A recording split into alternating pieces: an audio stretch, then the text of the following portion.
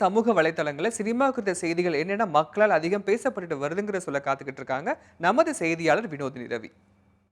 கண்டிப்பா அழகர். இன்னைக்கு சமூக வலைத்தளங்களில் பலதரப்பட்ட சினிமா செய்திகளும் இப்போ பேசப்பட்டு இருக்கு. அதில் முதலாவதான செய்தியாகவே பார்த்தீங்கன்னா கமலஹாசனோட படத்தை பற்றினது. கமல் இப்போ வந்துட்டு தூங்காவனம் படத்தில் நடிச்சிருந்தாரு. தன்னோட அடுத்த படத்தில் இசைஞானி இளையராஜாவோட இணைஞ்சு வந்துட்டு படத்தை பண்ண போகிறதா வந்துட்டு செய்திகள் நம்மளுக்கு வெளியாகி இருக்கு. அதை பற்றின ஒரு போஸ்டர் தான் நம்ம இப்போ பார்க்குறோம். இந்த ஃபோட்டோவில் பார்த்தீங்கன்னா இவங்க 2 பேரும் இணைஞ்சிருக்க மாதிரியான ஒரு ஃபோட்டோவை தான் நீங்கள் பார்த்துட்டு இருக்கீங்க. தன்னோட அடுத்த படம் வந்துட்டு ஒரு காமெடி ஜானல் மூவின்னு சொல்லிட்டு அவர் தெரிவிச்சிருந்தாரு. அதே மாதிரி அந்த படத்தில் வந்து இளையராஜாவோட சேர்ந்து அவர் ஒர்க் பண்ண போகிறதா இப்போ வந்துட்டு செய்திகள் வெளியாகி இருக்கு. இந்த நியூஸ் வந்துட்டு இப்போ ரொம்ப பேரால பரவலா பேசப்பட்டு இருக்க நியூஸாவும் மாறி இருக்கு. அதே மாதிரி அடுத்த செய்தியை பார்த்தீங்கன்னா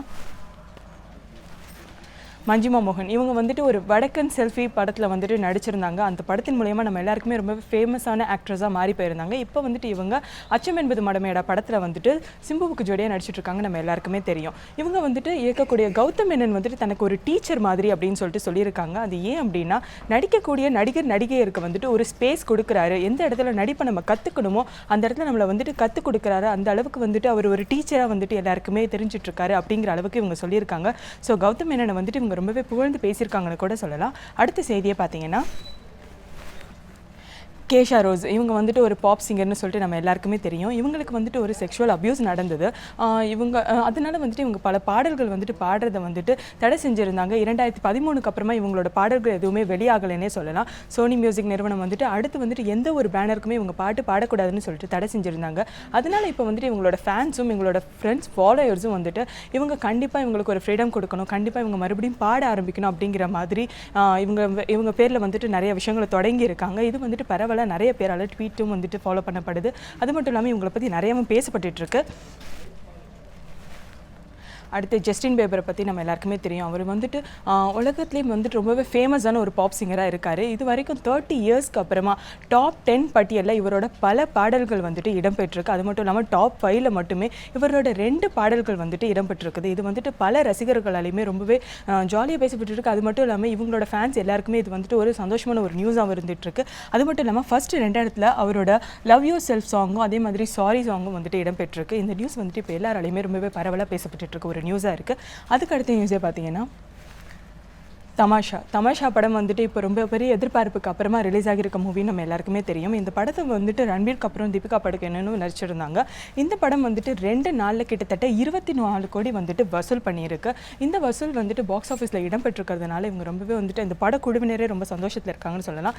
இதுக்கு பலதரப்பட்ட ஆக்டர்ஸும் ஃபேன்ஸும் வந்துட்டு ட்வீட் மேலே ட்வீட் பண்ணிகிட்டே இருக்காங்க. இந்த படத்தை பற்றியும் இந்த படத்தோட வெற்றிக்கு பற்றியும் இவங்க நிறைய பேர் பேசிகிட்டு இருக்காங்க. அந்த வகையில் ஹிருத்திக் ரோஷன் அவர்கள் வந்துட்டு இவங்களை வந்து பாராட்டியிருக்காங்க. இந்த படத்துக்கு வந்துட்டு அவர் வந்துட்டு கங்க்ராட்ஸும் பண்ணியிருக்காரு. அமேசிங் பீப்புள்ஸ் கண்டிப்பாக ரொம்பவே அமேசிங்கான விஷயத்தை தான் செய்வாங்க.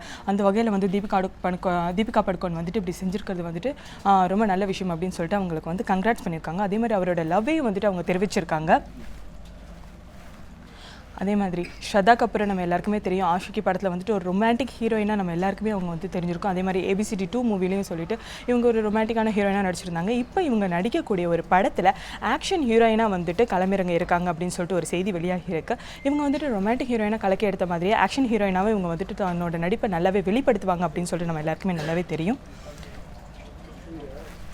லாஸ்ட் பட் நாட் லீஸ்ட் இதுவாக வந்திருக்கிறது வந்துட்டு பிரீத்தி ஜிந்தா பற்றின ஒரு நியூஸ். இவங்களுக்கு வந்துட்டு சமீப காலமாக வந்துட்டு கண்டிப்பாக மேரேஜ் நடக்க போகுது, இந்த ஜனவரி மாதம் இவங்களுக்கு கல்யாணம் நடக்க போகுது அப்படின்னு சொல்லிட்டு செய்திகள் நிறையாவே வெளியாகிட்டு இருந்துச்சு. ஆனால் உங்ககிட்ட சொல்லாமல் நான் கண்டிப்பாக மேரேஜ் பண்ணிக்க மாட்டேன் அப்படிங்கிற மாதிரி ஒரு ட்வீட் பண்ணியிருக்காங்க பிரீத்தி ஜிந்தா. இப்போதைக்கு வந்துட்டு எனக்கு ப்ராமிஸாக கல்யாணம் இல்லை, அப்படி இருந்துச்சுன்னா நான் ரசிகர்கள்கிட்ட சொல்லாமல் பண்ணிக்க மாட்டேன் அப்படின்னு சொல்லிட்டு அவங்க ட்வீட் பண்ணியிருக்காங்க.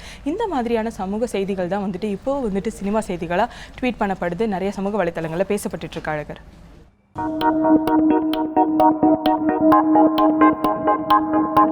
Thank you.